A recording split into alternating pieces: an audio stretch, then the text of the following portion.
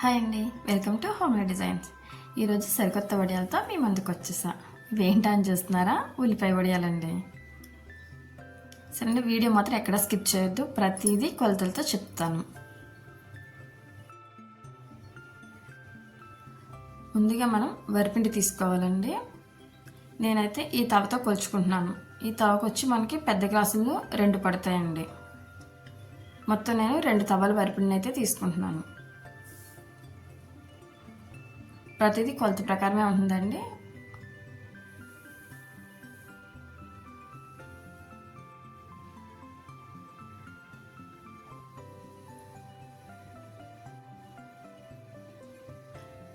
మనం ముందుగా ఈ వరిపిండిని నానబెట్టుకుని ఉంచుకోవాలండి. 2 తవ్వలు పిండి తీసుకున్నాం కదండి, 4 తవ్వల నీళ్ళు పడతాయి.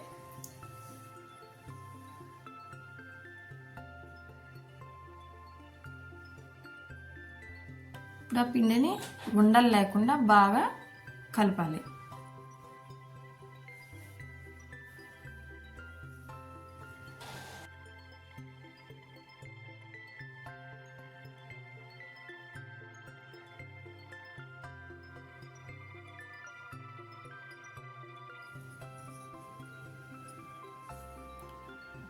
ఇది చాలా ఈజీ అండి. మనం టెన్షన్ కూడా పడిన అవసరం లేదు. వేడిగా పట్టాలి, చల్లారిపోతే మళ్ళీ ఎలాగని కూడా అవసరం లేదండి. చల్లారాకనే పెట్టుకోవచ్చు. ఇది సరే, ఉండలు లేకుండా బాగా ఇలా కలిపేసుకుని పక్కన పెట్టేసుకోండి.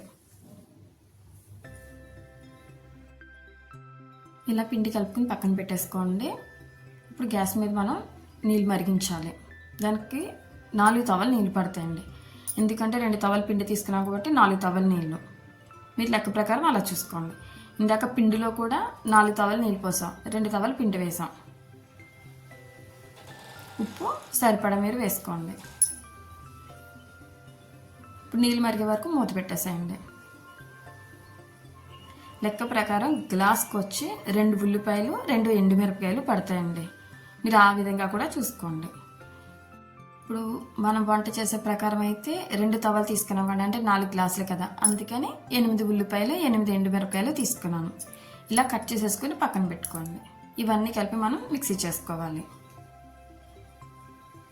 ఫస్ట్ ఎండుమిరపకాయలని మిక్సీ చేసేసుకుని తర్వాత ఉల్లిపాయ ముక్కల్ని వేసి మిక్సీ చేసేయండి.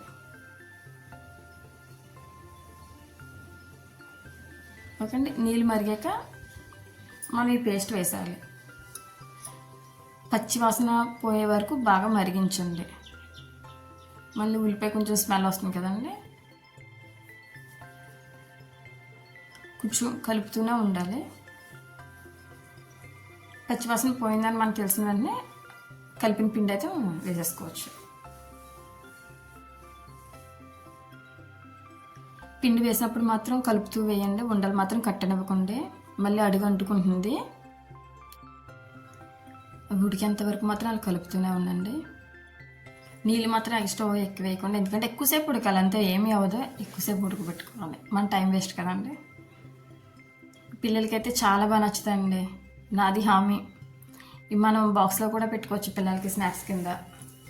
లాస్ట్లో ఉడికాక మాత్రం 1 స్పూన్ ఆయిల్ కానీ నెయ్యి కానీ వేయాలండి.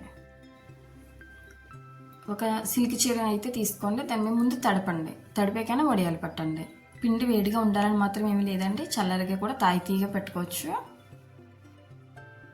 నేను చేసిన మిస్టేక్ ఏంటంటే జార్జెట్ చీర మీద పెట్టానండి. దానివల్ల ఏంటంటే నాకు కొంచెం ఈజీగా పట్టుకుంటున్నట్టు అలా అనిపించినాయి.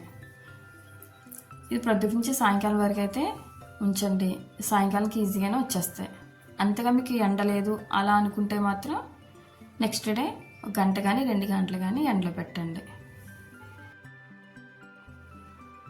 చూసారు కదా, నేను తీయడానికి అయితే ఇబ్బంది పడుతున్నాను. మీరు మాత్రం ఈ మిస్టేక్ చేయొద్దు, మీరు సిల్క్ చీర మీద పెట్టుకోండి. సరే అండి, వీడియో నచ్చితే మాత్రం లైక్ చేయండి, షేర్ చేయండి.